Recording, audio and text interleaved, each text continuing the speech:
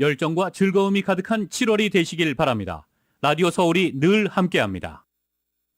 강혜신의 오늘의 미국.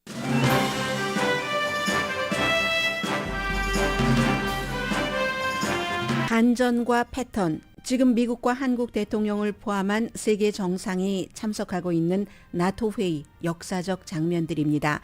터키는 스웨덴 나토 가입을 승인했고 문제는 우크라이나입니다. 젤렌스키 우크라이나 대통령은 머뭇거림은 약함이라고 주장하지만 미국과 독일은 러시아를 생각하면 빠른 속도를 내기가 힘듭니다. 푸틴 러시아 대통령은 결국 우크라이나 전쟁에서 이기려면 반란을 일으킨 프리고진이 쥐고 있는 용병 없인 안 된다고 판단한 게 드러납니다. 트럼프 전 대통령이 기밀 문서 관련 재판을 대통령 선거 이후로 미뤄달라고 요청했습니다. 미국인들의 대학에 대한 신뢰가 계속 떨어지고 있습니다. 갤럽 여론조사에 따르면 2023년 현재 36%만이 고등교육에 대해 확신을 갖고 있습니다. 미국에서 가장 싼 등록금을 받던 캘스테이트 대학이 연간 6% 등록금 인상을 검토 중입니다. 이사회는 오늘 논의하고 투표는 9월에 할 예정이며 적용은 내년 학기부터입니다. 이번 주 토요일 열리는 저희 라디오 서울 방송 제3회 교육 세미나에서는 대학 입학 재정 문제도 짚어드립니다. 자매신문 샌디에고 트리뷴을 팔 수밖에 없었던 LA타임즈가 새로운 브랜드를 내놨습니다. 영어를 말하는 라틴계 G세대와 밀레니얼 세대를 겨냥한 드로스입니다. 지역의 미래를 주도할 인종의 젊은 구성원에 집중하겠다는 청사진입니다. 토요일 12채의 집을 부분적으로 파손시킨 롤링힐스 에스테이트의 집안이 지금도 흔들립니다. 엠트랙 열차가 워싱턴 DC 유니언 스테이션에서 탈선했지만 다친 사람은 없습니다. 최초로 승인된 알츠하이머 약이 여성에게는 덜 효율적이라는 전문가 지적이 나왔습니다. 여러분 안녕하십니까? 오늘의 미국 강예신입니다. 오늘 미국 뉴스는 조지아주와 리투아니아 수도를 반복해서 교차시키고 있습니다. 저는 멀게 느껴지지만 그러나 1700년대부터 지금까지의 그 역사도 보면서 사람이 엮이는 것과 똑같구나, 국가들도 그런 것을 볼 수 있는 리투아니아로 먼저 가겠습니다. 반전과 패턴이라고 말씀을 드렸는데요. 이 스웨덴이라는 그 나라가 200년 이상 중립국가였던 건 모르는 사람이 어디 있겠습니까? 다 아는데, 그런데 이제 이 중립국가가 나토에 가입하겠다고 하고 어제 1년 내내 벼르고 안 해줄 것처럼 하던 터키의 에르도안 대통령이 스웨덴의 나토 가입을 승인한다고 얘기를 했습니다. 물론 받은 게 있으니까 승인을 하는 거지만 그 전에 먼저 스웨덴과 터키, 러시아를 보면은요, 스웨덴의 왕 찰스 3세가 지금은 중립국으로 오래 있어 왔지만 1700년대 초에 러시아와 전쟁을 했습니다. 모스크바까지 갔죠. 찰스 12세였습니다. 모스크바까지 갔는데 다 이긴 줄 알았어요. 패배했습니다. 패배하고 도망친 곳이 터키입니다. 물론 지금의 터키고 오트만 제국으로 도망을 친 거죠. 제가 터키의 그 외무부의 웹사이트를 보고 말씀을 드리는 겁니다. 그때부터 터키와 스웨덴이 외교적인 관계를 맺게 됐다. 찰스 왕이 이렇게 하고 나서, 그리고 이제 터키는 1952년도에 나토에 가입을 했죠. 아시는 것처럼 터키는 아시아도 잘 알고 중동도 잘 알고 지정학적인 위치가 그렇잖아요. 그렇기 때문에 나토에서도 터키가 중요하고, 또 터키가 미국을 제외하고는 나토라는 게 군사 동맹이기 때문에 군사력이 중요하죠. 병력이 33만 명이 넘습니다. 미국을 제외하고 제일 많은 겁니다. 한국이나 북한을 생각하면 그렇지만 터키가 아무튼 나토 가입 국가 중에서는 그렇게 많아서 나토도 터키가 필요하고, 터키도 여러 가지 본인들의 입지를 다지려면은 나토가 필요했죠. 프랑스와 독일의 군인이 각각 20만 명 정도라고 하는데 터키가 33만 명이면 정말 많은 거죠. 그래서 이제 그렇기 때문에 유럽에서 아니 왜 포탄도 제대로 못 만들어라고 얘기를 하잖아요. 한국에 막 의존하면서 우크라이나에 뭐 한국도 해줘야 되는 거 아니야 하면서 이렇게 군대도 별로 없고 1차 대전, 2차 대전을 겪으면서 그렇게 사람들이 많이 숨져 나가고 결국은 미국에서 원자폭탄을 터뜨리고 이렇게까지 하면서 우리가 전쟁을 해야지 되는가. 그다음부터는 바뀐 거잖아요. 여러 가지 조약 등등으로 러시아가 이런 일을 하기 전까지 아주 예외인 것이 한두 케이스가 있었을 정도입니다. 그것도 선진 국가에서가 아니고 그래서 이제 포탄도 없는 거죠. 군인도 별로 없는데 누가 포탄 쓸 줄 알았습니까? 21세기까지 들어와서 터키가 군인이 많으니까 아프가니스탄에서 전쟁이 일어나던 아니면 무슨 이라크에서 전쟁이 일어나건 터키가 출동을 합니다. 그 나토군 명찰을 딱 달고 플레이어가 되는 겁니다. 어떤 기수, 플레이어, 그냥 가만히 보고 있는 나토 멤버국 가운데서 이제 32개국이 됐네요. 스웨덴까지 합쳐서 플레이어가 돼서 중동도 알고 뭐 아시아도 잘 알고 하는 터키가 나름대로 역할을 했었죠. 에르도안이 처음에 정치인을 할 때는 정말 뭐 잘하기도 하고 국민의 열망에 부응하는 그런 정치인이었지만 이렇게 뭐 10년 넘고 20년 넘고 하면은 다 썩고 권력욕이 강해지는 게 맞죠. 그래서 어찌하여 본인의 정치적인 여러 가지 이해관계 때문에 푸틴과 손을 잡습니다. 에르도안이.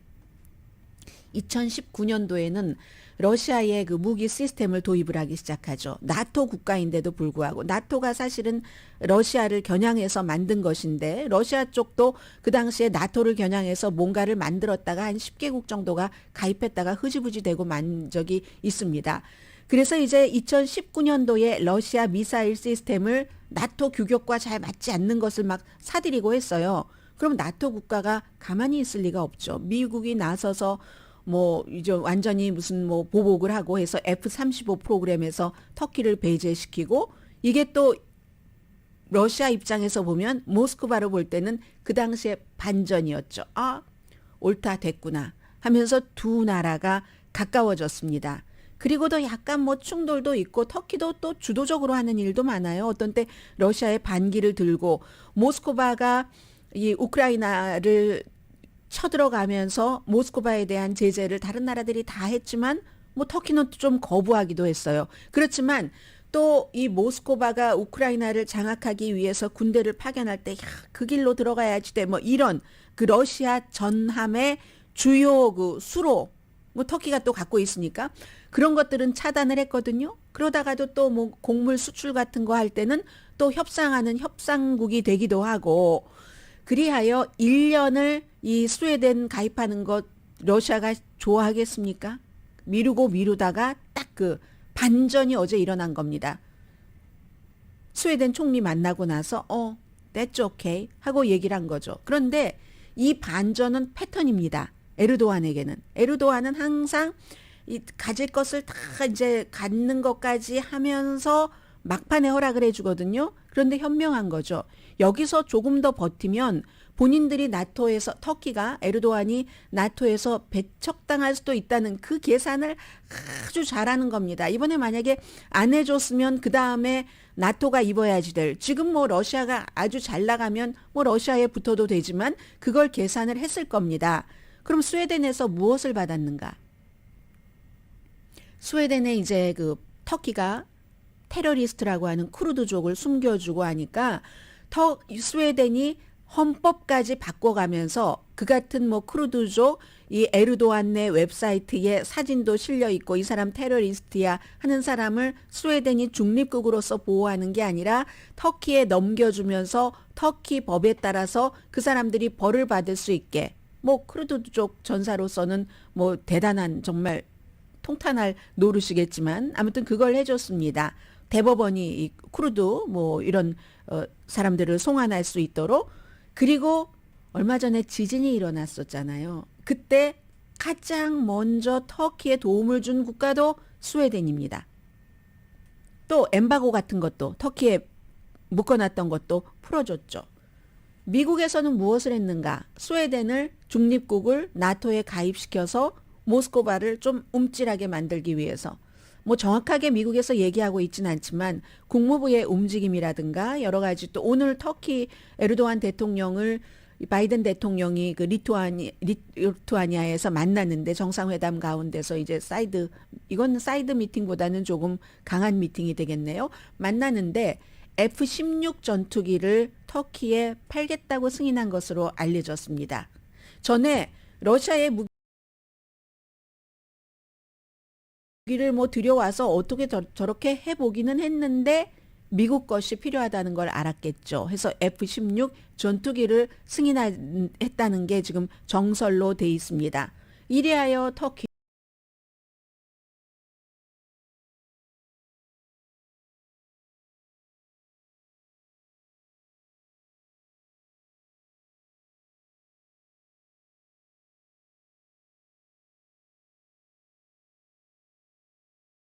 도 좋고 스웨덴도 좋고 나토도 좋고 하는 거죠. 뭐 더 버티면 이거 터키가 밀려나게 생겼으니까 아주 적절한 위치에. 그리고 제일 큰 승리자는 사실은 따지고 보면 사람으로 치면은 그 나토 사무총장이 되겠죠. 옌스 스톨텐베르그. 이 사람은 원래 지난해 10월 달이 임기가 끝날 때였는데 2014년부터 해서 그런데 우크라이나를 러시아가 침공을 해버렸기 때문에 임기를 연장을 했습니다. 임기를 연장을 했는데 모든 기구의 최고 헤드, 장은 그 기구가 단합되는 모습을 보여줄 때 기구의 힘이 커지고 본인도 그 장으로서의 역할을 하는 거잖아요. 만장일치로 스웨덴을 가입을 시켜야지 되는데 결국은 터키까지 내가 그렇게 승인을 하도록 했다 하는 게 물러나는 사무총장으로서는 개인적으로서는 최대의 성과고 나토로서도 모스크바에 보여줬잖아요. 그래 너희는 지금 반란이 일어나고 있지? 그랬었지. 그런데도 불구하고 그 사람을 또 쓰겠다는 거잖아. 프리고진 용병대장을 우리 나토는 이렇게 단결하고 있어 하는 것을 보여주는 거죠. 원래 뭐 노르웨이 은행장으로 가려던 사람이 1년을 연장을 하면서 단합을 했습니다. 그래서 오늘 이제 그 나토 회의에서 또 보여줄 것은 각 나라 지금 그 윤석열 대통령도 사이드라인에서 뭐 이 나라 저 나라 대통령들을 많이 그 만나고 있잖아요. 그렇게 안면을 익혀두는 게 너무 중요하죠. 대한민국은 그동안 너무나 북한을 딱 의식해서 국내에서만 모든 것을 하려고 했지만 국내에서 해가지고 대한민국이 커져갈 수 없다는 것을 이제 아는 거잖아요. 대한민국 국가에서도 인구도 작고 땅도 작고 뭐 자원도 적고 하니까 갖고 있는 사람들이 갖고 있는 재능을 바깥으로 팔려면 인맥이 있어야지 팔죠. 뭐 그런 여러 가지 일들을 윤석열 대통령은 하고 있겠죠. 미국은 미국 나름대로 하고 나토 회원국들끼리 또 다른 중요한 문제는 분담금 2% GDP의 2%를 하는 거. 이건 2014년도에 결정을 해놓고 집행이 안 됐습니다. 이번에 아마 전문가들은 그렇게 하겠다 하는 단합은 이끌어낼 것으로 보입니다. 이 단합해서 그렇게 하겠습니까? 다시 도장을 찍는 것과 시행은 또 다르죠. 시행은 돈이 있어야지 밖에 나가서 돈을 쓰죠. 어려운 국가들이 많이 있기 때문에 일부 국가들은 당연히 2% 하겠지만 많은 국가들은 2%를 전부 하지는 못할 것으로 예상들은 합니다. 다만 말이라도 저희 하겠습니다. 그리고 이제 제일 중요한 것은 가시와 같다. 이렇게 표현을 하고 있는 매체도 있던데요. 우크라이나입니다. 일단 핀란드, 스웨덴, 나토의 가입이 끝났어요. 그래서 발틱해에서 그야말로 그쪽 지역은 나토의 호수가 그 네이토 레이크가 되는 이제 이 정도가 된 겁니다. 우크라이나가 문제예요. 우크라이나는 사실 2008년부터 나토에 가입하려고 했습니다. 그때 나토는 2014년도가 크림반도를 러시아가 점령했던 때이기 때문에 한참 전이잖아요. 그런데 괜히 뭐 러시아를 자극할 필요가 있어? 이런저런 생각에 조지아와 당시에 그 우크라이나가 신청서를 내고 우리 하고 싶습니다 하는 뜻을 표현을 했는데 어떤 조직에서 개인들도 그렇잖아요. 세 사람만 모여도 네 사람째 더 된다고 하면 나머지 두 사람이 반대하면 못 하잖아요. 그런 식으로 나토의 회원국이 다 이렇게 만장일치를 해야지 되고 그러려면 자격을 봐야지 되는데 그 나라의 민주주의 상태, 물론 거기에 독재 국가들 많이 있어요. 헝가리도 있고 터키도 있지만 민주주의의 상태, 경제 등등 분담금은 낼 수 있을 것이며 많은 것을 결정을 해야지 됩니다. 여기에 대해서 이제 우크라이나와처럼 러시아의 공격을 받을 가능성이 높은 국가들은 패스트 트랙 태워야지 된다. 우크라이나 빨리 해줘야지 된다. 영국이라든가 폴란드라든가 이런 나라들이 그렇죠? 빨리 태워줘야지 된다. 몬테네그로처럼 8년씩이나 걸리면 안 된다. 우크라이나도 시작 자체는 2008년이 아니냐. 그런 얘기를 합니다. 프랑스도 그렇고요. 그런데 패스트 트랙을 그 핀란드가 1년도 안 돼서 됐으니까 지난 4월 달에 그렇게 태워야지 된다 하는 건데 미국과 독일은 안 된다. 미국과 독일은 다른 나라들보다 나토에서의 영향력도 더 크고 독일도 이번에 러시아가 우크라이나를 침공함으로 인해서 야, 우리 예전에는 우리가 전쟁을 일으켰다고 우리는 안 돼요. 너무 분담금을 많이 할 수도 없어요. 하다가 확 돌았잖아요. 그래도 유럽에서 가장 경제력이나 여러 가지가 안정되고 강한 나라가 독일이고 미국에서도 이 세계에서는 미국이기 때문에 이 두 나라가 어쨌든 뭐 땅덩어리로 보나 사람들로 보나 역사로 보나 잠재력이 있는 러시아를 아주 빠르게 자극하고 싶은 마음이 없습니다. 책임이 더 많기 때문에 다른 국가들에 비해서. 그래서 미국과 독일은 아니다. 여러 가지를 좀 두고 보자. 그리고 너무 군사력을 그쪽 한 곳으로 집중하는 것도 좀 생각을 해볼 문제고요. 젤렌스키 대통령은 그렇기 때문에 이번에 나토 회의에서 지금도 열심히 뭔가를 주장을 하고 있습니다만 젤렌스키 대통령도 이번에 나토 정상회의가 우크라이나를 스웨덴이나 핀란드처럼 패스트 트랙 태우자 해서 받아들일 것으로 생각하지 않습니다. 다만 2008년도부터 우리가 염원했었던 이것을 적어도 전쟁이 끝나면 우크라이나의 나토 가입을 패스트 트랙을 태워서 빨리 승인을 해준다 정도의 그런 그 보장 정도는 받고 싶은 게 젤렌스키 대통령일 겁니다. 그래서 뭐 오늘도 얘기하는데 들어보니까 그 불확실함이라는 것은 약함을 보여주는 거다. 이건 러시아에 좋은 거다. 이런 얘기도 했고요. 아마 젤렌스키 대통령의 머릿속에는 트럼프가 대통령이 되면 어떻게 되나? 트럼프 전 대통령이 대통령이 되고 그때까지 러시아와 우크라이나가 휴전이라든가 종전이 되지 않으면 그야말로 그 마이크 펜스 그 전 부통령도 어제는 비난을 하던데요. 트럼프 전 대통령이 24시간 만에 끝내겠다는 이 우크라이나 전쟁이 우크라이나를 몽땅 들어서 러시아에게 갖다 바치겠다는 것일 수도 있는데 크림반도도 트럼프 전 대통령 그 러시아 건 맞잖아. 과거 뭐 옛날로 뭐 이렇게 얘기를 하잖아요. 그래서 젤렌스키 대통령의 머릿속에는 지금 그것까지 들어있는 겁니다. 각자 32개국 그리고 이제 그 한국처럼 어떤 그 초대한 사람들, 업저버로서 등등의 많은 국가 지도자들이 지금 나토 정상회의 74차 그 한 장소에 하나의 이벤트에 모였지만 서로 하나의 이슈에 대해서 같은 것도 색깔도 다르고 강도도 다르고요. 어떤 지도자는 전혀 뭐 나토 가입과 상관없이 다른 목적으로 지금 저 자리에서 회담에 참석을 하고 있을지 모를 일이 아니라 그럴 겁니다.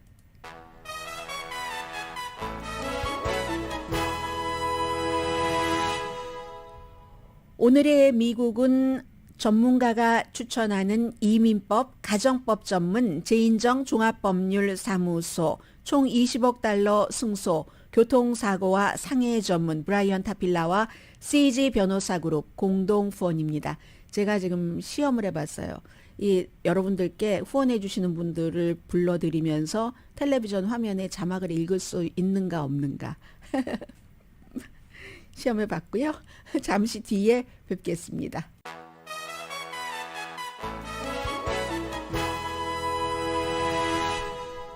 라디오 서울 방송 오늘의 미국 듣고 계십니다. 우선 그 어제 지난 토요일에 있었던 그 팔로스버디스 북쪽의 롤링힐스 에스테이트의 그 집들 있죠. 어제 보니까 어제는 점점 더 가라앉았고 이제 더 여러 채의 집들도 좀 위험하다 하고 사진 보니까 어떤 경우는 이제 1층일 경우 그라지가요. 완전히 그라지에 왼쪽에 그라지 꼭지점이 바닥에 닿아 있고 오른쪽은 그대로 있는데 그런 경우도 있고요. 아주 높은 곳에서 다 완전히 이렇게 미끄러져 버린 계곡 쪽으로 그런 그 집을 바라보시는 분들도 상당히 많으신데 뭐 한인분들을 포함해서 얼마나 그 놀라셨고 놀란 것뿐만이 아니라 이건 뭐 기억과 돈과 그 많은 것들에 대한 희생을 얘기를 하고 있기 때문에 망연자실 그 자체이실 것 같다 이런 생각이 듭니다. 비싼 집들이고요. 당연히 뭐 100만 달러 넘는 소리가 막 뚝딱뚝딱 난다고 해서 저도 예전에 저희 집에 한번 물난리가 났었던 적이 있었거든요. 부엌에서 그 디시워셔를 안 썼더니 안 썼는데 그 안에서 호수가 터져서 막 물난리가 나고 했었을 때 한참이 지나갔는데도 어디서 뚜둑뚜둑 소리가 날 때마다 굉장히 무서웠었어요. 아마 지금 이 롤링힐스 지역에서 이제 그런 것들을 많이 그 겪으시고 계시는 분들도 계시고 밖에 집에 들어가지 못하시는 분들도 굉장히 많으실 텐데 지붕 높이가 딱 눈높이까지 내려온 그런 집들도 계시더군요. 그래서 지금 뭐 가스 스탑된 곳도 있고요. 12채 그 대피하신 그런 집들뿐만이 아니라 다른 집들도 지금 이렇게 걱정하면서 보고 있는데 근데 이렇게 전문가들이 얘기를 해놓은 걸 보니까는요. 뒤에 무슨 뜰이 좀 있다던가 여분 공간이 있는 데는 조금 덜했고 그런 것이 없었던 그런 집들이 더 많이 금이 가기 시작한 것 같은데 우선 지난 토요일에 이런 일이 일어나기 전에 한 분이 이렇게 보니까 집에 금이 가기 시작해서 내가 과잉 반응하는 것인가 이렇게 생각을 하다가 소방국에 전화를 했답니다. 좀 우리 집을 점검해 달라고. 그래서 여러분들도 참고하세요. 소방국에 전화해서 점검해 달라고 하면 인스펙터가 옵니다. 몇 시간 뒤에 다 그 인스펙터들이 와서 점검을 하고 이거 과대 반응 아니었습니다. 하고는 이제 대피를 하셨다는 얘기예요. 기둥과 파이프 뭐 이런 데도 막 금이 간 곳이 있고요. 집이 이미 집의 기능은 다 잃어버린 분. 그래서 내 인생을 바꿔놨다. 57살 되신 분이 그런 얘기를 하셨고 데이비치 선생님 뭐 와이프와 아들과 그 2달 전에 이사 오셨다는 토렌스에서 코리안 아메리칸인가요? 너무 아름다운 그 경관도 있지만 교육고 때문에 그랬다. 그래도 다행인 것은 이분이 얘기하시기를 우리는 이사 온 지 2개월밖에 안 돼서 참 익숙해지기도 전에 이런 불행을 당했지만 사람은 안 다쳤으니까 아무도 안 다쳐서 지금은 우리 집이 서 있기는 하는데 어떻게 될지 모르겠다라고 얘기를 했습니다. 원인 자체야 어제 뭐 겨울 폭풍이 워낙에 많았으니까요. 뭐 완전히 지금 뭐 조사를 하고 있으니까 확실하게 말할 수는 없지만 그것도 어느 정도 영향을 미쳤겠죠. 그리고 또 그곳이 지질학적으로도 토양이 굉장히 무너지기 쉬운 산사태가 나기 쉬운 지역인 것은 뭐 우리가 상식적으로 알고 있잖아요. 롤링힐스 그 에스테이트에 한 8,300명 정도가 살고 계시답니다.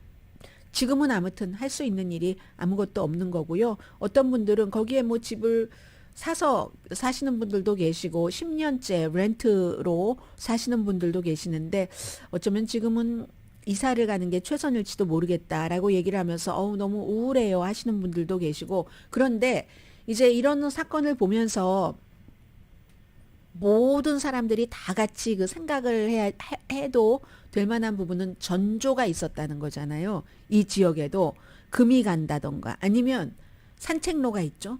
전에는 여기 이렇게 오솔길이 있었는데요. 언젠가부터 오솔길이 푹 꺼져버렸어요. 이럴 때 이제 딱 짐작을 해야지 된다는 겁니다. 뭐 왜 그 사시는 지역 자체가 뭐 지진 공사를 해야지 된다던가 언덕 위에 지어진 집이라던가 아니면 무슨 원래 매립지였는데 거기를 막 쓰레기 이런 것을 다 뭔가로 메워냈고 지은 집이라든가 뭐 1, 20년, 3, 40년 정도까지도 괜찮을 수 있겠죠. 이 케이스도 45년 동안 거뜬했다고 하잖아요. 그러다가 며칠 만에 몇 시간 만에 무너져 내린 거니까 그럴 때는 생각을 해보셔야지 되겠다. 이제 그분들의 불행과 안타까운 마음은 당연히 담아서 그런 점이 있고요. 그리고 워싱턴 DC 하면은 뭐 엠트랙 열차 타고 다니시는 분들 굉장히 많으신데 오늘 출근 시간에 현지 시간으로 9시쯤에 유니온 스테이션 그 입구에서 열차가 탈선을 했답니다. 그래도 다행히 여기도 다친 사람은 없고요. 작은 사고랍니다. 거기 완전히 교통 허브잖아요. 엠트랙도 있고 뭐 버스도 있고 메트로 열차도 당연히 있겠고요. 워싱턴 DC와 알렉산드리아 구간이니까 아마 한인분들도 타고 다니시는 그런 구간일 것 같습니다. 전에도 2018년도에도 이런 일이 있어서 그 당시에 뭐 거의 한 200명 정도 승객이 내리고 그랬다고 하고요.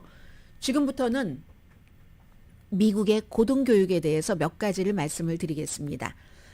뭐 추세다 하고 한번 들어봐 주세요. 제가 오늘의 미국에서 뭐 교육 이슈를 너무 늘 자세히 보도해 드리지는 않거든요. 왜냐하면 어느 시기가 되면은 자녀분들도 다 교육을 시켰고 그렇게 되면은 관심이 떨어지고 하는 이슈이기도 하기 때문에. 그런데 요즘은 교육에 관한 뉴스도 많이 나오고 또 뒤에 전해드릴 말씀도 있기도 하고 이런 것들이 뉴스가 많이 나올 때 지금 미국의 교육의 추세가 이렇구나 하고 뉴스로서 봐주시면 좋겠습니다. 대학에 대한 신뢰가 떨어진다. 늘 요즘에 많이 몇 년 동안 있었던 얘기입니다. 고등교육이요. 하이 에듀케이션에 대해서 확신이 2015년도에는 57%만 가치가 있어. 2018년도에는 48%, 지금은 36%입니다. 2023년도에는 갤럽의 여론조사 결과입니다. 그리고 공화당이 점점 더 교육에 대해서 신뢰를 잃어갑니다. 대학 교육을 받은 사람보다는 대학 교육을 받지 않은 사람이 교육에 대한 신뢰가 더 떨어집니다. 2015년까지만 하더라도요. 민주당과 공화당 약 반 정도는 대학 다니는 거 정말 중요하지 하고 확신이 있었고요. 무당파도 거의 비슷하게 48%. 2018년이 되니까 공화당과 무당파는 반 미만으로 주저앉았어요. 민주당만이 그 당시에 60% 이상. 그러니까 2015년도에는 민주당은 그것보다 더 많았겠죠. 그리고 나서 올해는 공화당은 뭐 대학 교육 받는 거 중요해 하는 게 19%로 떨어졌고요. 무당파는 32%. 그나마 민주당이 52% 받쳐줘서 지금 뭐 한 확신이 36%가 되는 겁니다. 여러 가지 이유가 있겠죠. 민주당은 그게 말이야. 돈만 너무 비싸고 그만큼의 가치가 있는지 모르겠어. 공화당은 요즘 문화전쟁 그대로입니다. 학교에서 뭘 가르치는 거야. 대학에만 가면 우리 자식들이 다 바뀌어버린단 말이야. 이상해져. 애들이 이상해져. 막 이렇게 얘기를 하고. 브라운 대학교에서도 그것 좀 봐. 뭐 양성애자가 그렇게 많다잖아. 이렇게 얘기하시는 부모님들 많이 계실 겁니다. 이 교육에서의 정치성 같은 것, 이런 것들을 싫어하시는 거고요. 여성, 남성, 나이 이거 상관없이 전반적으로 그런 확신은 떨어진답니다. 6월 1일부터 22일까지 조사를 했고요. 아무튼 그런데 여러분들 한번 생각을 해보세요. 그럼에도 불구하고 코리안 아메리칸 자녀들이 여러분들께서 뭐 재벌이라든가 아니면 대대로 장인 정신으로 해오시는 가업이 있어서 물려줄 가업이 있다던가 이런 게 아니면 미국에서 이민자의 자녀로 태어나서 시민권자라 할지라도 우선 얼굴이 에이시안이에요. 그런 경우 대학 교육을 받는 게 좋겠습니까? 안 받는 게 좋겠습니까? 말해 뭐합니까? 네, 그래서 어느 정도는 배부른 사람들의 생각일 수도 있다라고 말씀드릴 수도 있고요. 아니면 요즘에는 테크놀로지 회사 같은 데는 대학교 졸업장 이런 거 보지 않아요. 그런데 그런 게 항상 대학을 졸업한 사람보다 훨씬 그쪽 분야의 능력이 탁월할 때의 얘기라는 거죠. 그래서 이것도 보험과 마찬가지일 수도 있다. 어느 정도는 그런 얘기를 말씀드리고요. 캘스테이트 그 평의회가 연간 6% 등록금 인상을 오늘 이제 심의를 하고요. 투표를 9월 달에 합니다. 그리고 저희 라디오 서울 방송은 제3회 교육 세미나에서 이번 주 토요일입니다. 이런 재정 문제까지 말씀을 드리는데요. 우선 캘스테이트를 말씀드리자면은 캘스테이트는 미국에서 이런 주립대학 가운데서 학비가 가장 싼 곳입니다. 지난 10년 동안도 안 올렸어요. UC는 2022년도에 4.3%인가 올렸었잖아요. 그래서 이게 만약에 승인이 되면은 매년 대학과 캘스테이트 대학원생 2024년, 2025년 내년 학기부터 적용이 된답니다. 풀타임 학생의 경우 첫 해가 현재의 $6,084에서 1년에 5,742달러에서 6,084달러. 거기에 뭐 되고 뭐 해보세요. 자녀 키우려면 이렇게 싼 등록금을 내는 학교에서도 돈 많이 들어가셔야지 되고요. 이제 그런 것들을 저희 라디오 서울 방송에서 주최하는 교육 세미나에서 잘 여러분들께 알려드립니다. 그럼 여러분들께서 필요하신 것을 선택하시면 되잖아요. 해서 캘스테이트 경우는 일단 1년에 6%씩 올리고 5년마다 그걸 이제 재검토를 한다는 겁니다. 그렇게 될 때 2028년, 2020 너무 멀리까지 갈 건 없겠네요. 지금 적자가 예산 적자가 19억 달러, 23개 캠퍼스가 있잖아요. 주정부에서 돈을 주는데 85%만 이 뭐 등록금이나 주정부에서 주는 이런 등등으로 이게 충당이 된답니다. 나머지가 부족하기 때문에 뭐 어떤 뭐 예를 들어 피아노를 치는데 공연장을 뭐 새로 만든다던가 아니면 스태프들의 봉급을 올려준다던가 학생들 프로그램을 늘린다던가 과목 같은 것도 이런 거를 하지 못한다는 얘기입니다. 코스를 더 늘릴 수가 없다는 거예요. 1990년대 중반 이후에 주정부 지원으로 커버가 되는 게 그때는 뭐 80% 이상이었는데 지금은 그 정도 안 돼서 주정부 것과 등록금을 합쳐도 15%는 항상 모자라는 그런 정도라는 거거든요. 그리고 주정부의 예산 요청은 10년에 한 번 한답니다. 그럼에도 게빈 뉴섬 캘리포니아 주지사가 2026년, 2027년도 학기에 5% 펀딩을 늘려주기로 약속은 했는데 그것만으로 안 되니까 1년에 6% 등록금을 인상한다는 겁니다. K-스테이트가요. 등록금도 싸지만 66% 학생은 거의 그랜트로 커버한다던가 뭐 장학금, 웨이버 이런 것을 줘서 정말 다닐 수 있게 해주는 거예요. 그래서 아무튼 그렇고요.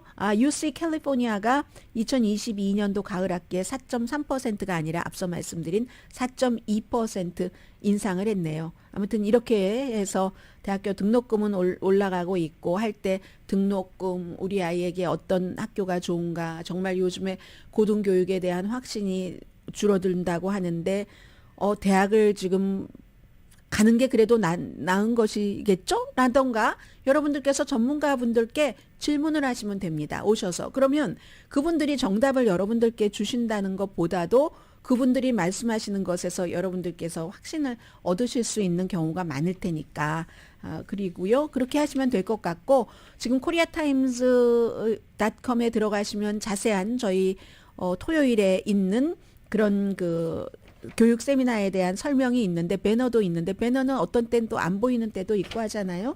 그런 때는 213-471-9515 213-471-9515로 전화를 하셔야 되고요. 예약 필요하고 아니면 뭐 유튜브로 보실 수 있는 방법도 저는 있다고 들었고요. 토요일이니까 조금 더 뭐 중간중간 다른 프로그램에서도 또 선전에서도 여러분들께 설명을 해드릴 테니까 그때 한번 참고하시기 바랍니다.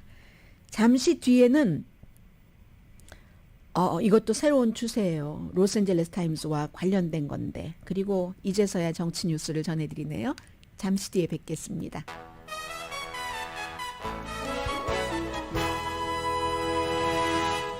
라디오 서울 방송 오늘의 미국 듣고 계십니다. 캘리포니아주뿐만이 아니라 다른 주에서도 뭐 거의 마찬가지일 것 같은데요. 좀 그 강도 이런 것만 다르지 로스앤젤레스 타임스가 그 드로스라는 새로운 브랜드를 예를 들면 내놨거든요. 델로스라고 해야 되겠네요. 델로스. 딱 보면은 로스안젤레스 뭐 이렇게 딱 그 스페니쉬 사람들을 겨냥한 것이라는 것을 알 수 있잖아요. 그것도 로스앤젤레스 타임스도 역사가 긴 신문인데 젊은 세대입니다. 제너레이션 G 그리고 그 G세대 전인 밀레니얼 세대 뭐 맨 아래로 내려가면 9살에서 40대 뭐 이 정도 그 정도의 나이까지를 생각을 해서 그 사람들이 영어는 말하지만 그렇지만 이제 그 뭐 라틴계 두 가지의 정체성을 가지고 있는 그런 젊은 사람들을 대상으로 해서 만드는 델로스라는 새로운 브랜드인데 그래서 아이덴티티라든가 문화 이런 것을 타겟으로 해서 만들었다고 발표를 했거든요. 저도 아직 들어가 보지는 못했습니다. 그리고 이제 현재 그 로스앤젤레스 타임스가요. 디지털 구독자가 55만 명이랍니다. 이런 것이 최근에 많이 늘어났는데 왜 이렇게 지난해보다 많이 늘어났지 하고 봤더니 애플 플러스 같은 데서 요즘 여러 매체를 다 한꺼번에 해서 보여주잖아요. 그런데 이제 들어가서 많은 그 구독자를 모은 것 같습니다.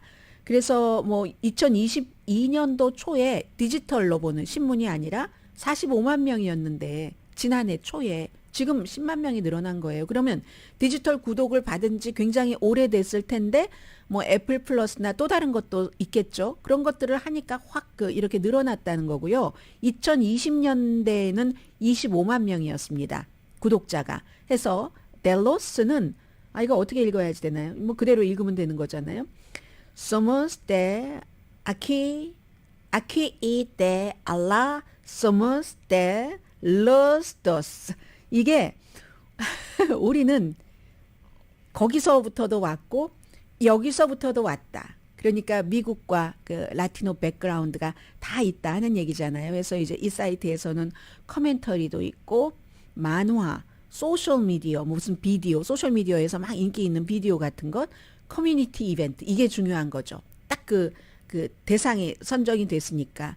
해서 아주 컬러풀하고요. 젊고 그래픽 디자인 많고 틱톡 어카운트도 있는데 틱톡 어카운트에는 할라피뇨 그 이벤트를 딱 앞에서 내세웠대요. 피코 리베라 지역에서. 해서 이제 그렇다는 것이고 로스앤젤레스 타임스 기자 10명이 넘는 사람이 갔다고 하는데 아무튼 로스앤젤레스 타임스가요. 이제 패트릭 순스용이라는 부자가 이걸 인수하고 시간이 조금 지났습니다. 아직까지도 이윤을 내지 못하고 있어요.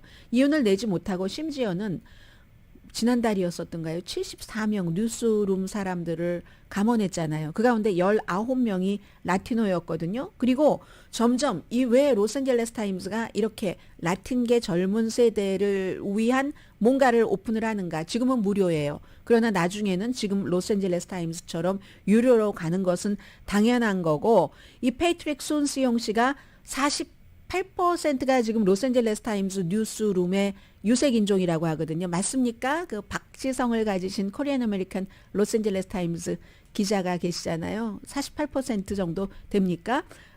그리고 이제 뭐 아무튼 그렇게 됐는데도 이게 뭔가가 이거 어떻게 해야 봐야지. 지금 55만 명 디지털 구독자라고 하지만 원래 이 패트릭 손수용 그 대표가 목표로 삼기에는 지난해 말에 디지털 그 구독자가 100만 명 되는 게 목표였는데 지금 뭐 반 조금 넘게 이룬 것 뿐이거든요. 그러니까 이렇게 저렇게 해보는 겁니다.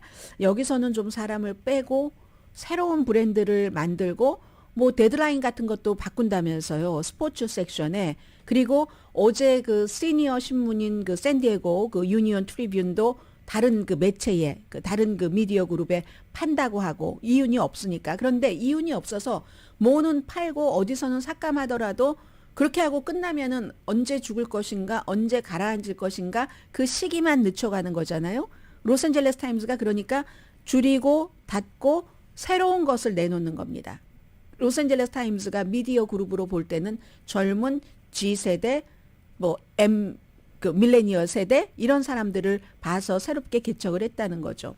1990년대 96년 중반부터 2010년까지 G세대 1981년부터 1996년까지 태어난 세대가 지금 밀레니얼 세대 이렇게 돼 있잖아요. 그러니까 움직이지 않으면 안 되는 거고 제가 사실은 어제 좀 아쉬웠던 거 상당히 아쉬움보다 조금 슬픔이 섞인 그런 느낌이 뭐였냐면 전해드리지는 않았지만 모든 분들께 다 공통적인 뉴스인 것 같지 않아서요. 뉴욕타임스가 스포츠 디파트먼트를 없앱니다. 물론 뉴욕타임스가 그 전에 다 준비를 해놓고 그랬죠. 애슬레틱이라는 아주 좋은 그런 그 미디어를 이렇게 어디서부터 사들여서 지금 잘 해나가고 있어요. 거기서 채운다는 거거든요. 애슬레틱이라는 거기서 채워서 스포츠 디파트먼트를 다 없애버린다고 하는 건데 저는 아주 중요한 경기가 있을 때 있잖아요. 그런 때 세계적인 경기가 됐건 미국의 챔피언십이 됐건 사람마다 다 다르겠지만 뉴욕타임스를 봐야지 정리가 됩니다. 스포츠의 경우에 말하자면 예를 들어서 타이거 우즈의 슬픔, 타이거 우즈의 다시 떠오름 이런 것이라든가 아니면 여러 뭐 경기마다 다 챔피언십이 있으니까 왜냐면요. 뉴욕타임스의 스포츠 섹션 자체가 조금 광활하게 보여줍니다. 넓게 스펙트럼이 넓어요. 말하자면 이렇게 좁은 요 스포츠 경기가 이번에 이렇게 돼서 1, 2, 3 점수가 이렇게 됐고요. 누가 제일 잘해서 MVP를 받고 이게 아니라 이게 어떻게 흐름이 바뀌어져서 이렇지 하는 걸 보여주기 때문에 저는 너무너무 어제 아쉬웠거든요. 그런데도 불구하고 어쨌든 뭐 살려면은 바꾸는 거죠. 또 하나 있습니다. 사람마다 다 다를 거예요. 근데 이제 저는 뉴욕타임즈하고 스포츠는 BBC의 스포츠 보도를 좋아합니다. 그런 일이 있었고요. 트럼프 전 대통령이 기밀 문서 관련 재판을 대통령 이후로 미뤄달라고 뭐 딱히 정하진 않았지만 요청했습니다. 준비할 시간이 없다는 거고, 원래 재판부에서는 8월 달에 하려고 하다가 이게 뭐 방대하니까요. 지금 기밀 문서니까 37개 혐의로 기소된 거니까 12월 14일로 연기를 했는데도 불구하고 37개 혐의에서 모두 그 무죄를 주장하고 있으니까, 근데 이걸 주장하려면 뭐 증거니 뭐니 수집하는데 시간이 필요하다라고 얘기를 하고, 결정은 그 에일린 캐논 판사가 결정을 합니다. 트럼프 전 대통령이 지명을 했었던 판사입니다. 그리고 오늘부터는 조지아주에서 트럼프 전 대통령이 2020년 선거에서 졌는데도 이겼다면서 그 관련 관계자들을 압박을 해서 투표 결과를 뒤집으려 했는가, 여기에 대한 재판을 하기 위한 배심원 선정이 시작이 됩니다. 잠시 뒤에 뵙겠습니다.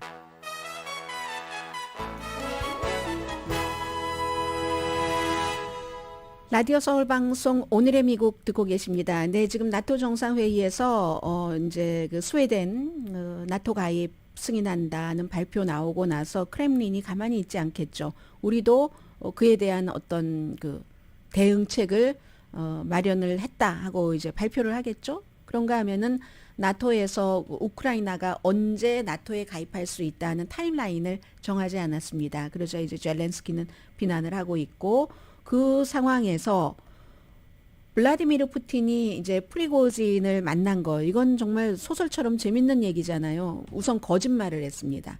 왜냐하면 6월 23일부터 24일 사이에 반란이 있었고, 닷새 뒤에 29일에 크렘린에서 프리고진이 이끄는 용병 바그너의 사령관들과 35명 대 이제 블라디미르 푸틴이 만나서 3시간 동안 여러 가지 의논을 하면서 왜 그런 반란이 일어났는가, 그리고 용병이 그 우크라이나에서 어떠한 일을 했는가, 이런 얘기들을 조곤조곤 했다고 하잖아요. 그런데 크렘린에서는 불과 며칠 전까지 사람들이 물어보면 프리고진의 행방을 아느냐 하면, 우리가 프리고진의 행방을 알 리가 없고 알 필요도 없다. 우리는 프리고진이 뭐 어디를 가는지 뭐 따라다니지 않는다라고 얘기를 했는데, 크렘린에서 만났잖아요. 그 궁에서 푸틴과 함께 거짓말을 한 거죠. 그리고 이제 또 이 사람을 내치지 못하고 조곤조곤 얘기하고 막 BMW 7 같은 거 타고 뭐 그 KGB가 전신이었던 그런 그 정보국으로 본인이 딱 들어가서 반란 이후에 정부에서 압류를 했었던 그런 그 무기는 본인이 직접 찾아가고, 그 무기도 뭐 피스톨인데 본인이 저 사람 내쫓아야지 돼 하고 했던 국방장관에게 받은 피스톨이래요. 그리고 이제 부하들 쫙 시켜서 또 뭐 미국 돈으로 굉장히 많은 그런 돈을 러시아 정부가 압류했던 것을 싹 찾아가고 그렇게 이제 그 했었다는 거잖아요. 이런 일들을 하는 것은 결국은 지금으로서는 이제 손 잡는 게 낫다. 지금으로서는 이란 얘기예요. 손을 잡는 게 낫다. 그건 용병 없이는 우크라이나 전쟁에서 결정적인 뭔가를 하기 힘들다라고 판단을 했을지도 모르죠. 또 하나는 실수를 했지만 뭐 프리고진이 설명을 했겠죠. 텔레그램에 설명한 것처럼 제가요 뭐 대통령을 각하를 그렇게 하려고 한 게 아니라 국방부에서 하도 막 우리 무기도 안 주고 용병들이 싸워야지 되는데 점점 뒤로 그냥 넘어지고 하니까 우리 뒤에다가 미사일도 쐈다니까요. 뭐 예를 들어서 그 얘기를 했는지 안 했는지 모르지만 텔레그램에는 했으니까, 그러니까 우리가 그럴 수밖에 없었습니다. 뭐 이런저런 얘기를 해서 실수는 했지만 그게 너무나 심각한 범죄이지만, 그러나 일단은 손 잡고 보자. 프리고진이 예뻐서요? 노. 필요해서. 이건 어디나 마찬가지 같아요. 직장에서도 국가에서도 예뻐서 봐주는 게 아니라 필요해서 봐주는 경우도 있고 예뻐서 봐주는 경우도 있죠. 그러나 이 경우는 이제 필요해서 봐주는 경우. 그런데 보통은 이런 일이 일어나면, 이런 비슷한 일이요. 이게 최대의 이 블라디미르 푸틴으로선 최대였으니까 이런 일이 일어나면은 없애버리죠. 없애버리거나 어떻게 하는데, 이걸 이렇게 한다는 것은 그만큼 이 푸틴이 지금 용병이 필요하다라고 보는 전문가가 많습니다. 그리고 이 클렘린이 발표하기 전에요. 프랑스도 참 그 지역 정서라는 게 있어요. 이 내용을 먼저 주말에 프랑스에서 보도를 했고 그 보도 이후에 월요일에 현재 시간으로 클렘린에서 만났다. 프리고진과 푸틴이라고 발표를 했습니다. 오늘의 미국은 전문가가 추천하는 이민법, 가정법 전문 재인정 종합법률사무소, 총 20억 달러 승소, 교통사고와 상해 전문 브라이언 타필라와 CG 변호사그룹 공동폰이었습니다. 10시에 좋은 아침, 좋은 하루 방송됩니다. 네, 며칠 전에 그 최초로 승인된 알츠하이머 치료제에 대해서 말씀을 드렸는데요. 오늘 이제 새로 나온 거 보면 뭐 제일 유명한 잡지잖아요. 뉴 잉글랜드 저널 오브 메디신이 여성에게는 좀 덜 효과적이다. 당시에 18개월 정도 초기 된 사람의 그런 그 진전 상황을 5개월 정도 늦출 수 있다 해서 27%가 나왔잖아요. 남자는 43%, 여자는 12%랍니다. 그 해당되는 효력이. 그렇다고 해서 아니 이건 남자에게만 좋은 약이야 라고 얘기를 하시는 분들도 계시는데 왜 그러는지 모르잖아요. 그리고 어떤 정도까지인지도 모르고 하니까 일단 남자에게도 좋으니까 좋아. 12%라도 늦출 수 있다니까 좋아. 아니면 이게 시작이니까 이제 더 내 생애에는 알츠하이머 이런 고통 안 받는 게 개발될 수 있을 거야 하고 긍정적으로 볼 수도 있는 면인 것 같아요. 강혜신이었습니다.